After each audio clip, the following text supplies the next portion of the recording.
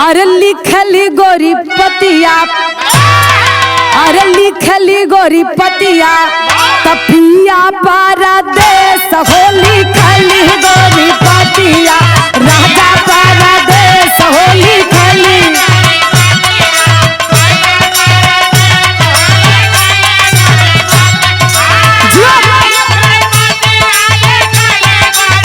बहुत अच्छे।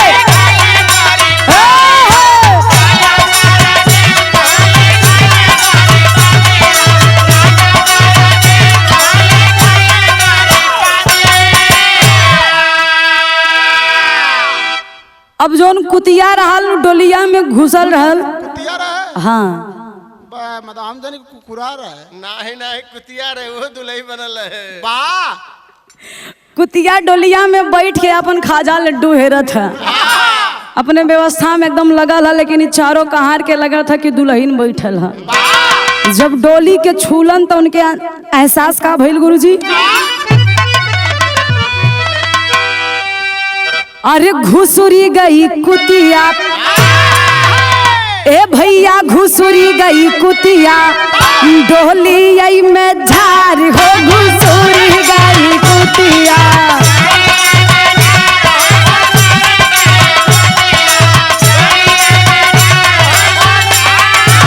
जिया बहादुर वाह।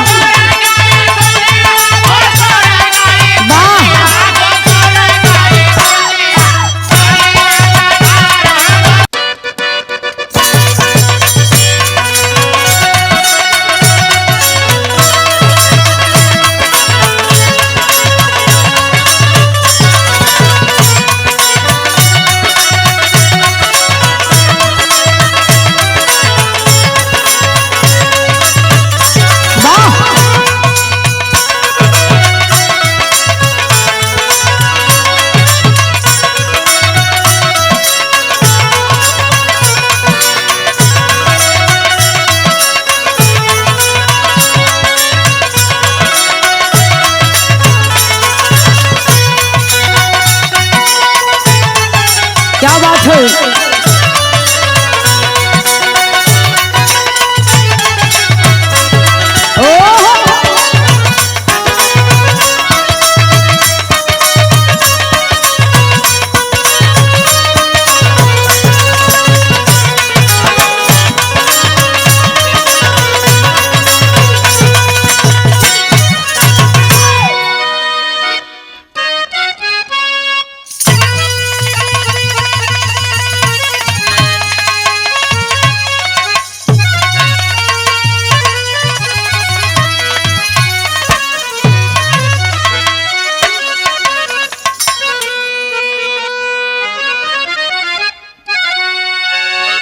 आई भैया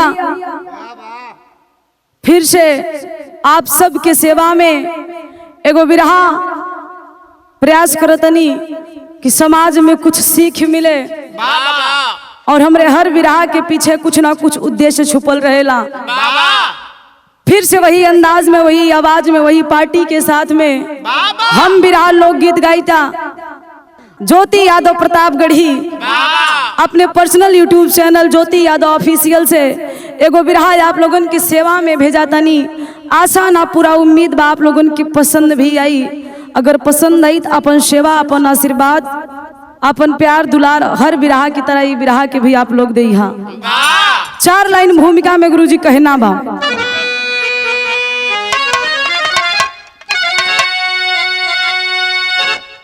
कि प्यार जोन काम प्यार से समझदारी से हो जाला, वो कभी भी दुश्मनी से ना हो पाई। जीवन में अगर कुछ हासिल करे के बा तो प्यार से, मानवता से, समझदारी से करे के पड़ी। ऐसे ने कहानी के शुरुआत बा, लेकिन बिरहा में गुरुजी कव्वाली के टुकड़ा बा।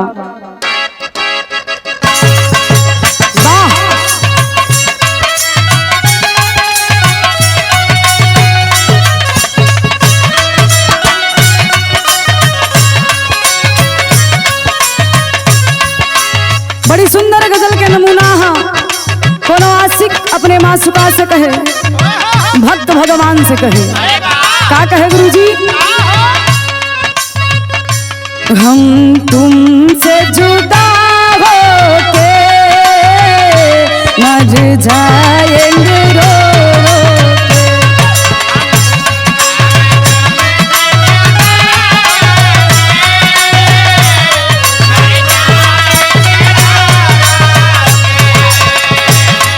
वाह,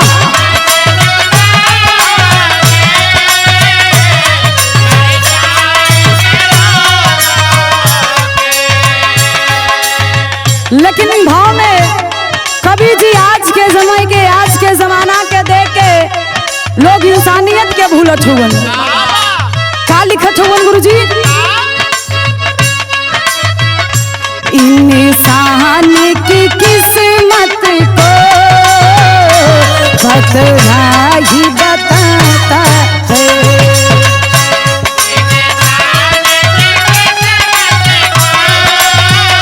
जियो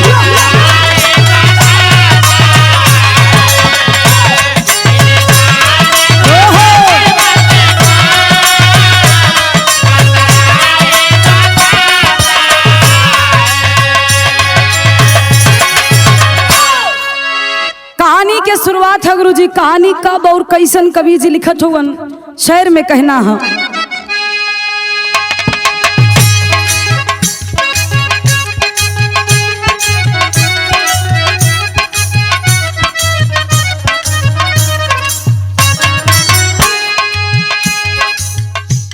रमकलिया अमरनाथ की हुई है सगाई, साहित्य सुबह की रही है हो गई विदाई।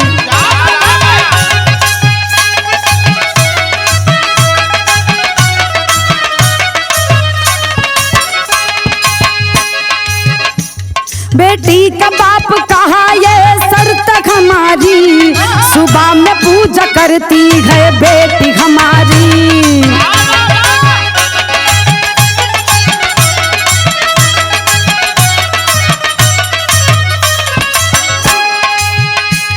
का घाट द्वार से है डोली के उठाए, 10 किलोमीटर की दूरी पे लाए।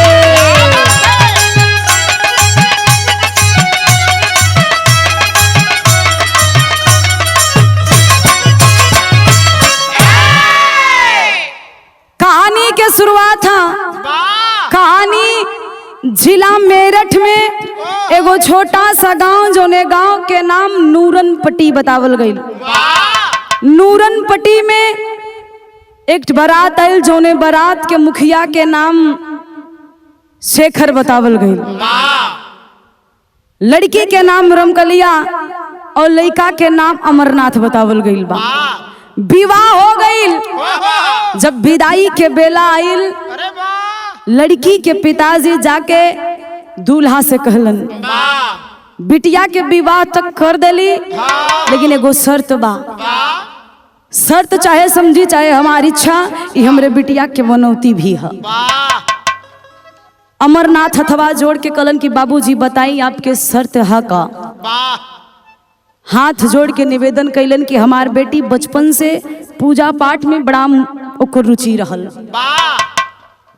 मनौती मंगलस की जब हमार विदाई हुई, डोली में बैठ के जाए, लेकिन आपके दर्शन करके हम जाई।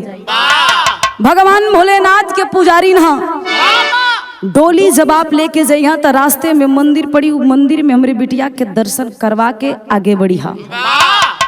पिताजी की शर्त के मान के अमरनाथ डोली पे दुल्हनिया के बैठा के लेके चल देलन। और जब चलन 10 किलोमीटर दूरी पे आइल हवन, कैलन का गुरुजी? बिरहा में तरज हो।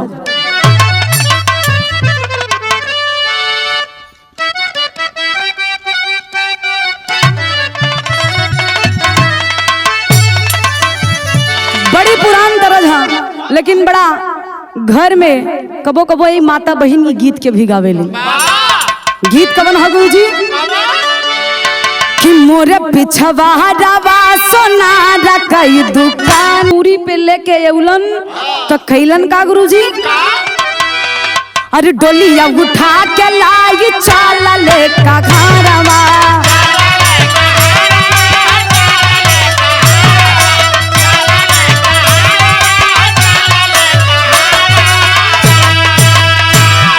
धीरे धीरे पहुँच बीच बानमा के,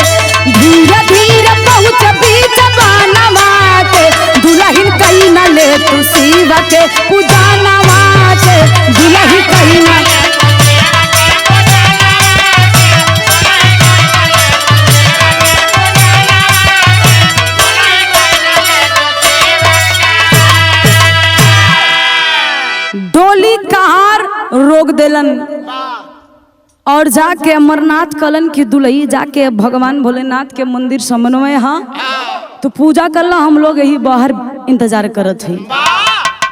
डोली से उतर कर दुल्हन चल देती है भगवान भोलेनाथ की पूजा करने के लिए। और जोन 4 गो कहार लहन का हो भाई दुल्हनिया तो चल देलस तनी से बड़ा देर से चलत है कुछ मिजाज पानी बने के चाहिए। मिजाज पानी के मतलब समझत हुआ वाह लगा तो प्रैक्टिस है कैलन का गुरुजी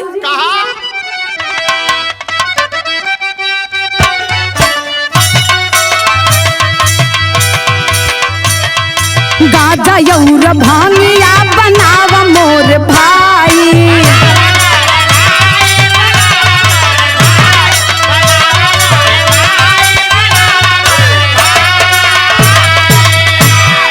पिया ले त चारो देख बड़ा मजा आई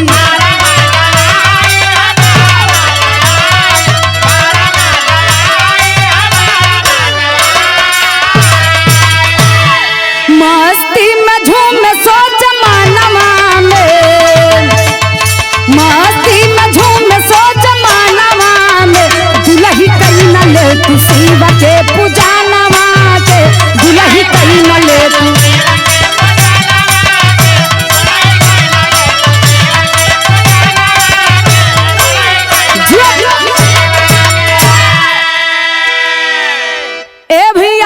चारों डोली कहां जोन ढोत रहलन कहलन कुछ मिजाज पानी बन जाए तब तक दुल्हनिया पूजा उजा करके आ जाई। तब बढ़िया से अपन चिलम मार के चारों जने मस्त हो गईलन।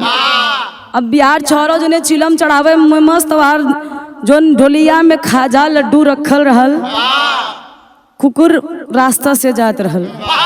अच्छा जोन कुत्ता होलन उनकर नाक बड़ी तेज होत है उनके पता चल जाता है यहाँ का बा वो सूंघ लेलन समझ गए कि डोलिया में कुछ ना कुछ खाए वाली चीज आओ ना देखे देखल डोलिया में कुकुर घुस गए। और जब कुत्ता घुसल और खाजा लड्डू के लगल खड़बड़ावे चारों कहार सोचलन कि कहो हमनी तो बैठले गई दुल्हनिया आइल तो आइल कहवा से देखा तो वन जोन तनी से सीनियर रहल कहलन कि चल भाई आ गईल उठावा लेके चला कितना देर तक यहाँ बैठबा। जब दुल्हन डोली में बैठ गई हमनी के बैठल के कोनो यहाँ जरूरत अब डोली कार उठावे खातिर चारों जन चल देलन तो भइल का गुरुजी इलाहाबादी भाव है।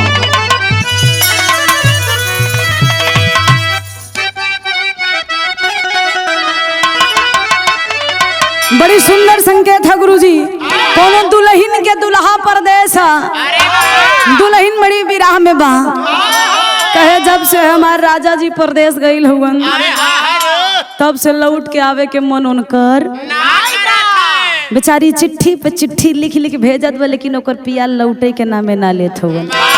महीना पे महीना बीत गया अंतिम और आखिरी कहा चिट्ठी लिखत हो आवे खो आवा नहीं तो जिनी आवा 1 महीना और इंतजार करब कैलस का गुरुजी अरे लिखली गोरी पतिया अरे लिखली गोरी पतिया तपिया परदेश हो लिखली गोरी पतिया राजा परदेश हो लिखली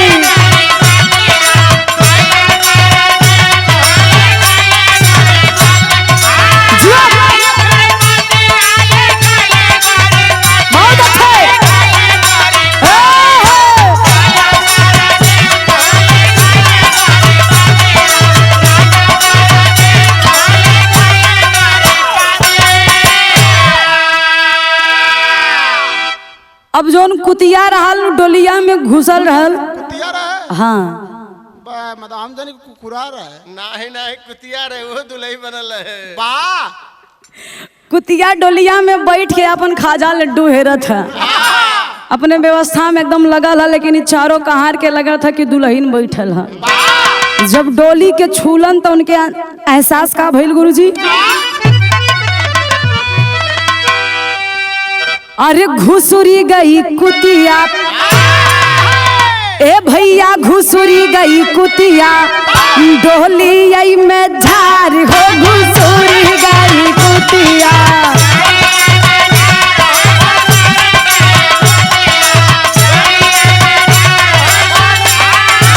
जिया बहादुर वाह।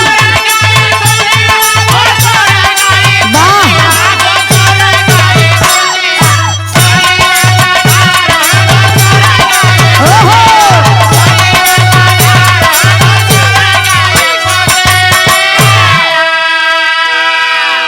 अरे डोलिया के अंदर रखल बाटे मिठाई।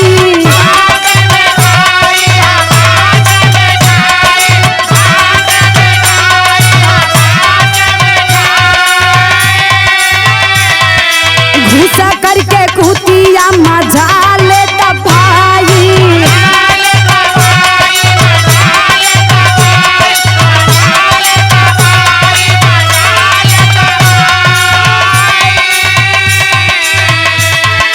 हड़बड़ सुनाई देखा,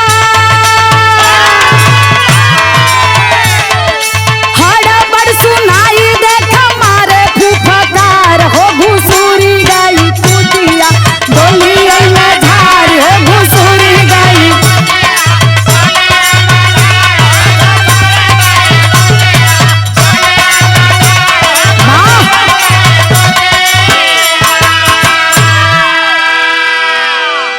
वही डोली के भीतरा से खाजा लड्डू खा के मार फुफकार मारा था। चारों कहार सोचत हन कि दुल्हनिया लागत बड़ी जल्दियान है, कुछ दिक्कत बुझा था, जल्दी से उठावा लेके चला। चारों जन चारों कोना से जब डोली के उठौलन तो एकदम आश्चर्यचकित का भइल बिरहा में तरज हो।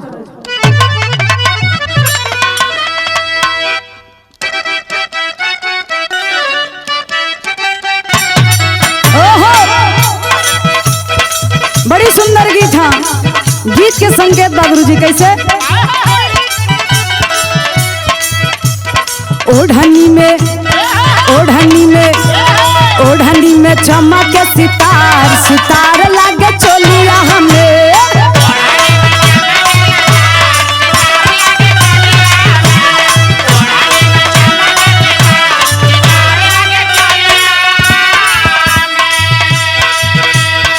लेकिन चारों कहार अंदाज का बोलन एहसास का भइल।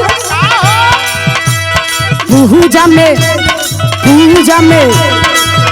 में ये तना कमाल गोरी फुटबॉल हो गई।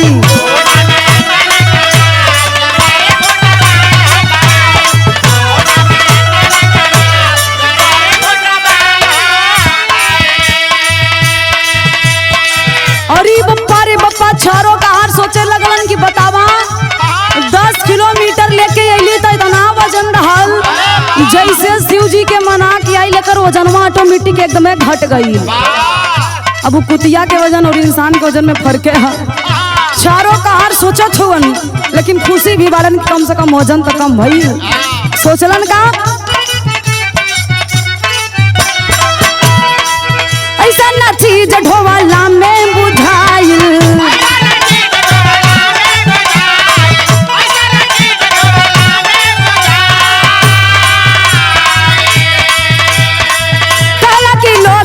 हम ही उठाई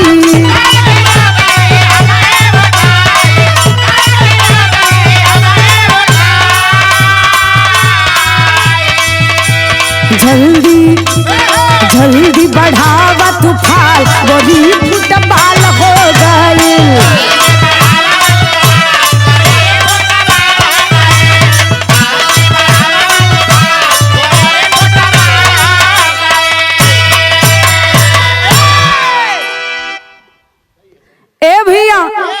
लेकिन यार जब डोली के उठौलन एकदम हल्का महसूस भइल कि ऑटोमेटिक कितना वजन कम हो गई। अगर पहले जानत होई तो हमनी पहले भगवान भोलेनाथ के दर्शन के ले जाके करवा दे। बतावा भगवान भोलेनाथ में इतना शक्ति कि ऑटोमेटिक पूरा वजने कम कर देलन। अब चारों कहार मने मन खुशी होवन तो जोन चारों रलन कलन कि तू का लोग परेशान हुआ अकेले हम ही ढोलिया उठा के लेके जा सकीला, इतना कम वजन बा। अब वही डोलिये में कुतिया एकदम मजा लेत बा। खाजा लड्डू एकदम खरखरा के खाता। वो मने मन सोचत बा कि हमारी जोने में बैठल ही हिलत कापत का है हाँ। लेकिन प्रेम से बैठ के वही में मजा ले था। डोली चली गई। अब भगवान भोलेनाथ के पूजा करके जब दुल्हन बाहर आई तो नजर घुमा के देख रही है कि डोली बाहर नहीं है। सोचलस का सोचलस गुरुजी?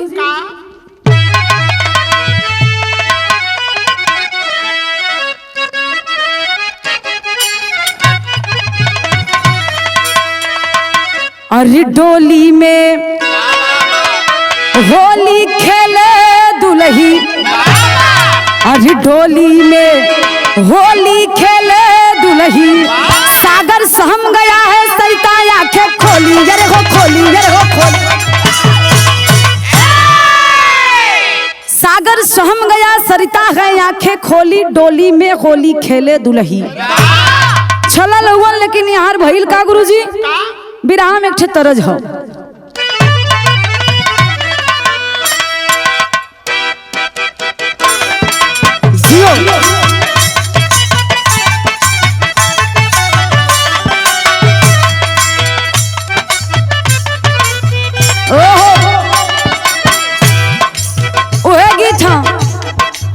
आज के 20-25 साल पहले भी मार्केट में बड़ा ही तहलका मचौलस।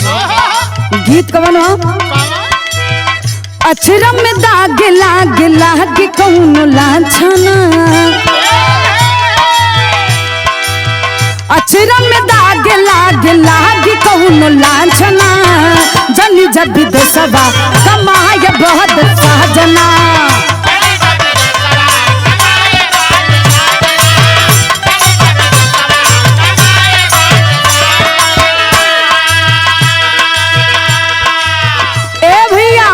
लेकिन जब डोली कहार लेके दुआरी पे अइलन तो सास ननद राह जोहत है कि कब हमार पतहू आवे तो उतारी। सास रानी बढ़िया से पियरी ओरी पहिर के लोटा में धार लेके कनैल के फूल डाले चार जवा छत ऊपर से। बूढ़ा तो खड़ी यहीं पतहू आवे डोली रुके तबे चल के हम पहले धार ओढ़ दही तब उतारी। लेकिन जन छोटकी ननदिया रहल बड़ी चंचल रहल, ओकरे बेचैनी धइले है कि कब भौजी के सूरत देखी। रहाइस ना भइल कैलस का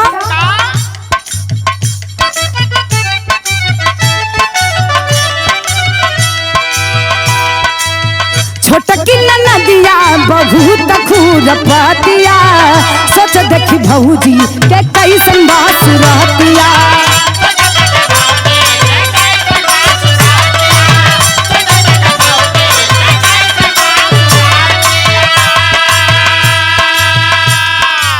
सोचत बा और प्रयास कैलस का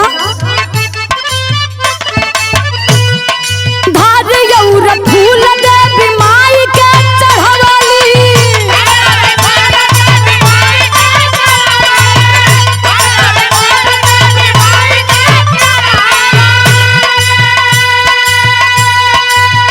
जुग जुग जिया बहु अर्चना सुनवली।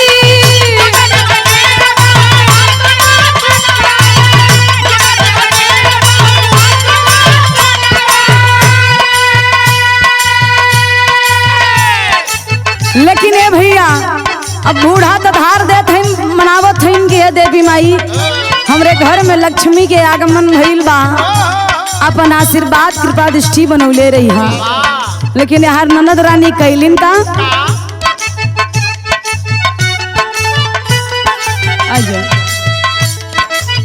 वाह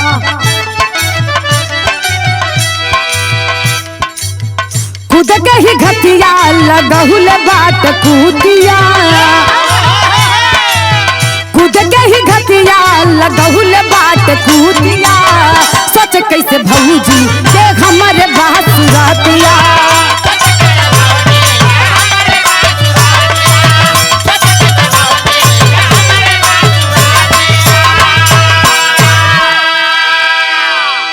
ए भैया यार शोर शराबा के आवाज कुतिया वही डोली में से सुनत था। अब वो घात लगौले अब कि कौने के उतर के कूद के हम भागी। और ननद रानी सोचत हन कि हमार चांद जैसे टुकड़ा भैया हमार बड़ा तारीफ कैलन कि भौजाई बड़ी नीमन है। अपने भौजाई के बिना हम देखले केहू के देखाई। अच्छा जौन छोटवार ननद रहथिन वो सबसे पहले कूदथिन, बाद में भले न पटे चले। ए भैया जाके भौजाई के चेहरा जब देखे के कोशिश कैलिन, एक साइड से डोली के पर्दा उठैलिन और कुतियो जान गइल कि मौका मिलल बा छलांग लगाई देई। जैसे डोली के पर्दा हटैलिन कुतिया झमाक से कूद पड़ी नीचे। अब जितना मेहरारू वहाँ गोतीन जुटल रहीन कलिन कहो दुल्हनिया कोनो कुतिया लेके आइल बका। अब उन्हीं लोगन के लगल कि दुल्हन भी अंदर बा और साथ में कुतिया भी बा। कहीं लागत बा वहाँ के कोनो रिवाज होई ना तकरे दिल के करीब होई कुतिया। एक कुतिया लेके आइल हा ननदिया कहे पहले कुकुर बिलाल लेके आई ना आगे आगे का होई। लागत भौजइयो हमार खतरनाक के है। जो पर्दा उठा के देखा तो डोली एकदम खाली। का ये माई अरे का शीतला माई के मनावत हो पतो ना आई है। धोखा हो गइल बा। खलीन कहा बरे जईता जहां जाते थे वहां गड़बड़ कर देते। शुभ काम में अशुभ मत बोल। खाई नाई रे माई यहाँ बहुजी उजी नाई पे पता न कहाँ से कुकुर बिलार बैठाई के लेके आई हवन। कहे नहीं ऐसे ना हो सकेला। अब अमरनाथ पीछे से कहन बहुत बोलत हो बहुत मार मारा बगर अपने भौजाई कुकुर बनाई हो। कहन भैया झूठ ना बोलते कसम से तोहार माछ डोलिया के पर्दा हटाए थे कुकुर झमाक से कूदी है। अमरनाथ सोचेन कि दुल्हन तो हम बैठौले रही कुत्ती कहाँ से आएगी कुकुरी कहाँ से आई। कहार जोन मोट के रहल तनी से सीनियर रह जाके कनवाई ठलन कलन का हो मेहरारू कहाँ हा चारों कहार लगन का पे कहा ने भैया। ए मालिक हम तो दुल्हन बैठाए भगवान भोलेनाथ कुछ गड़बड़ी करे हैं। जब पूजा का एक दुल्हन आई तब ओकर वजन कम हो गए बीच में गड़बड़ाए के कुकुरी बन गए। हम का करी हमार दोस्त नहीं बा भगवान भोलेनाथ के दोस्त है शायद तोहरे नसीब में कुकुरी लिखी रही। ए भैया अमरनाथ यहाँ लगन फपक के रोवे के हमार कुल मेहनत डाड़गा कुल कमाई व्यर्थ होगा। अब दुल्हनिया हेरत हेरत घर आवत है। जब रास्ता में थका गई बैठला यार से अमरनाथ भी सोचलन कि हमार दुल्ही कतो गड़बड़ा न कहार कुछ हेरा फेरी कैले हुवन। अमरनाथ भी घर से चलन वहां से दुल्हन आवत था। रास्ता में भेंट भइल। जब रास्ता में भेंट भइल तो अमरनाथ पूछलन तू कहाँ रह गइल रू। दुल्हनिया फटकार लगा देलस कि बियाह तो हो गई लेकिन तोहरे साथे हम रहब। कहलन काहे कहलन कि तुहार अब अहिने से जिम्मेदारी ना देखा था। बतावा तू हमरा के छोड़ के घर आ गईला। हम रास्ता भर भटकत है लेकिन तोरे साथ में हम जाई बोई।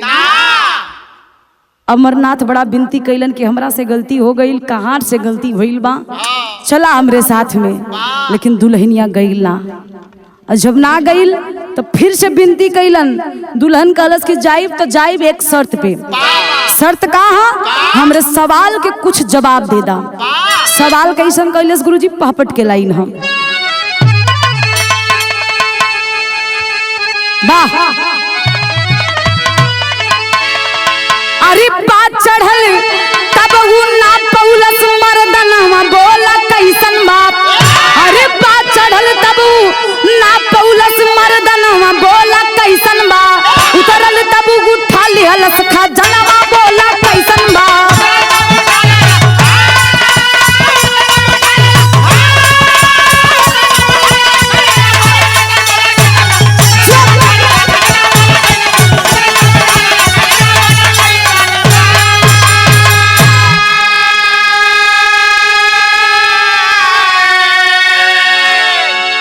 पहला सवाल कैलस बात चढ़ल तब ऊ ना पौलस मर्दनवा बोला कैसन बा।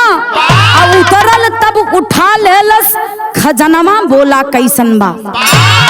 अरे दबलस तब हिल गईल पूरा शरीर हो। हिलाई दिहलस तब दुई गिरल पर नीर हो। कलश के दूसरा सवाल हमार सुना। दबले से तब हिल गई पूरा शरीर हो, आ हिलाई दिहलस तब दुई गिरल पर नीर हो। यह सवाल के अगर हमरे जवाब दे देबा तब हम जानब तू समझदार हुआ, हमार हाना तो हम छोड़ के चल जाई। सोच लेब कि विवाह तो भइल लेकिन नसीब में विवाह के सुख ना रहल। अब दूल्हा बेचारू अमरनाथ कहलन कि मेहरारू बड़ी डेंजरस है। अब वही सवाल पे सवाल करत है। आगे का होई? कुछ देरी खड़ा रहलन, मने मन सोचलन हाँ कि दवाई के तरह गिराही के तरह सवालवा हो। हाँ, कहलन कि अब एकरे सवाल के अगर जवाब ना दे ताज मेहरारू से हाथ धो ले। दिमाग लगौलन और जवाब का देलन गुरुजी, आल्हा के लाई हम जियो कि चढ़े हनुमान जब पर्वत के ऊपर देखा,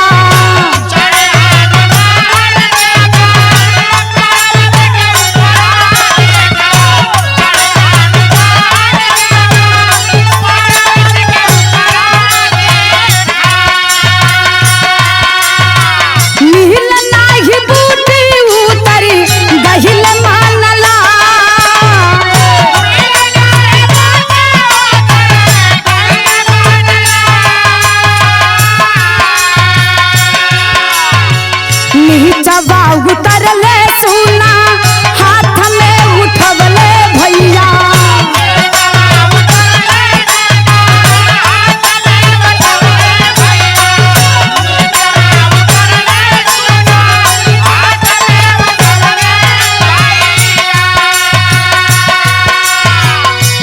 गवा के हालिया हमसे सुनिल भा,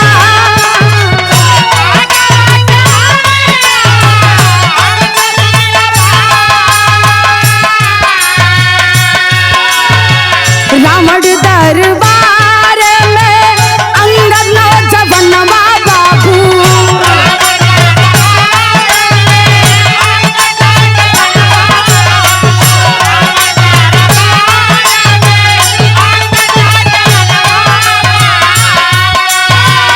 अपने ही पैर के दिहलक जमा,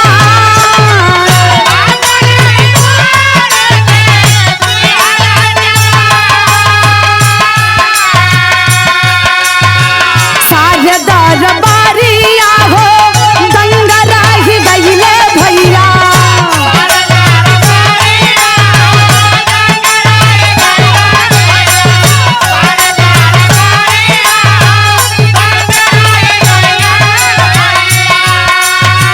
रावण के शरीरिया के दिहलस खिला,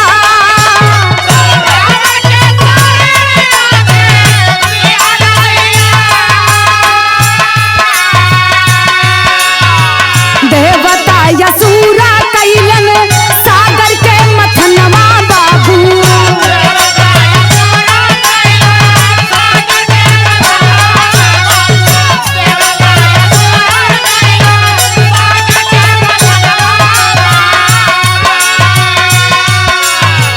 चौदह रतनवानी कल गइल भा,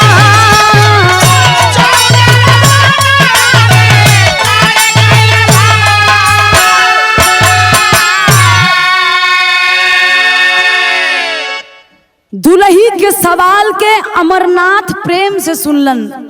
अब प्रेम से सुनला के बाद एक एक सवाल के जवाब देत हवन। अच्छा, मेहरारू के प्रेम में बड़ा शक्ति बा, जोन कुछ ना आवत भैया वो आवे लागत है। आज अमरनाथ जवाब का देलन। ए भैया, पहला सवाल बात चढ़ल तब ऊ ना पौलस मर्दनवा बोला कैसन बा, उतरल तब उठा ली हलस खजनवा बोला कैसन बा। सुना अमरनाथ कलन की ये दुल्ही, अगर तू सवाल कैलू तो जवाब ला सीधा सीधा। जब हनुमान जी लक्ष्मण जी के जान बचावे खातिर संजीवनी बूटी के ले आवे खातिर पर्वत पे गईलन, तो उनके पहचान ना रहल कि हमें से संजीवनी बूटी ह कवन, ना पूछ पौलन। चढ़े के तो चढ़ गईलन, लेकिन अब उतरे कैसे भी ना ले, दिमाग में कुछ आइल ना, सीधा पर्वत पे उठा लेलन। गजब बात। अब पर्वत जब उठा के लेके अलन, वैद्य जी के द्वारा जब उनके पहचान मिलल तब ओके उखाड़ के लेके अलन, लक्ष्मण जी के जान बचौलन। वाह। और दूसरा सवाल कैलिन कि दबलस तब हिल गईल पूरा शरीर हो, आ हिलाई दिलस तब दुई तरल गिरल पर नीर हो। वाह। कहलन कि रावण के दरबार में जोने समय अंगद नौजवान गईलन, अपने पैर के बीच दरबार में गड़ा देलन। रावण के दरबार में जितना बलशाली वीर रहलन सब केहू जाके अपन शक्ति अपन ताकत के अजमौलन, लेकिन केहू से हिलल ना। सबके शरीर हिल गई लेकिन अंगद के पैर हिलल ना। ए भैया, यहाँ तक कि रावण के भी पसीना तर तर चुए लगल। और पूछलन कि जब समुद्र मंथन भइल, हिलाई देहलस त दुई तरल गिलर पर नीर हो। कलन वे समय के बात याद करा जोने समय समुद्र के मंथन भइल, देवता और दानव मिल के समुद्र के मंथन के कैलन, तमाम चीज निकलल, यहाँ तक कि अमृत और विष भी निकलल। विष के पियौलन भगवान विष्णु नारी रूप धारण करके असुर के और देवता के अमृत पिरा देलन। तो एक बात सुना, हम तोहरा के दिल से अपन पत्नी मन ले है, तो ऐसे जाए दुल्हनिया समझ गई कि हमार पति देव जी बड़ा होशियार हुआ, अब हमार जिंदगी कट जाई। कलश के स्वामी अब हम आपके साथ चले खातिर तैयार बनी। चलल कैसे गुरुजी? खड़ी के लाइन हम।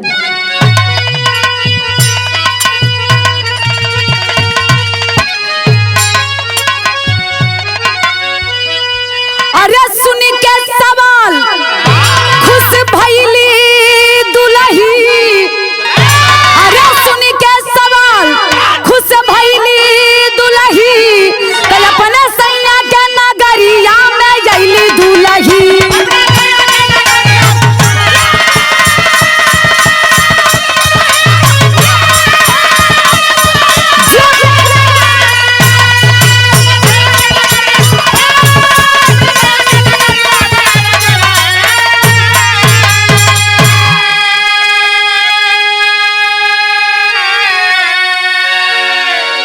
जब अमरनाथ अपने दुल्हन के लेके अलन तो फिर से खुशी के उमंग उठल बा।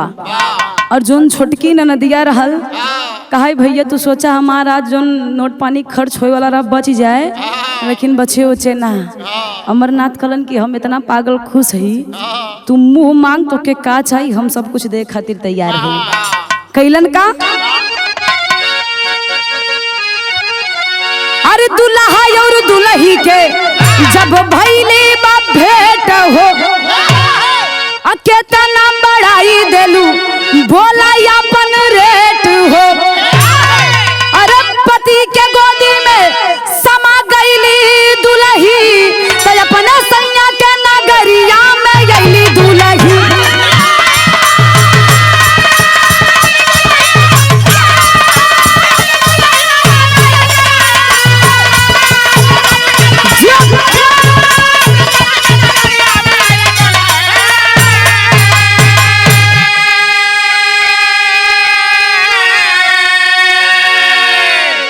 यही से कहल गईल बा कि जिंदगी में अगर मन से इच्छा, अगर आपके दृढ़ संकल्प मजबूत बा तो कुछ भी आप कर सकेला। यही से जीवन में कोनो भी काम करा तो मन से करा। बिरहा के अंतिम और आखिरी लाइन है गुरुजी। गुरु बिहारी गुरु गणेश रामलाल का दस्ता,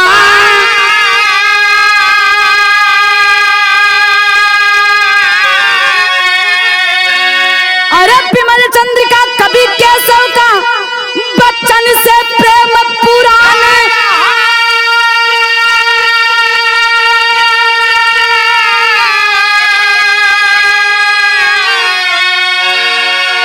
अरे डोली में होली खेले दुल्ही, ज्योति केशव कवि के बंदे मातरम बोली, डोली में